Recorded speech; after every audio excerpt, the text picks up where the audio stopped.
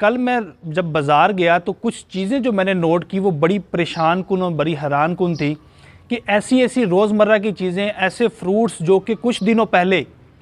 अगर 100 रुपये के थे तो रमज़ान शुरू होते ही उनकी प्राइस जो थी वो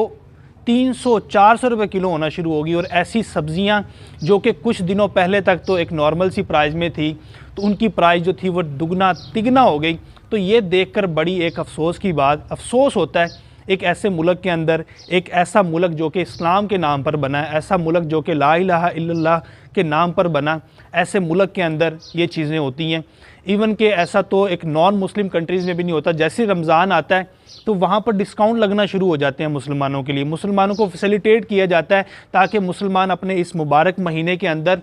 अच्छे से अच्छा अपनी खुराक का इंतज़ाम कर सकें, अच्छे से अच्छी अपनी सहरी और अफ्तारी कर सकें, फ्रूट्स का इस्तेमाल कर सकें, एक हेल्दी सा इन्वायरमेंट क्रिएट कर सकें। लेकिन बदकिस्मती से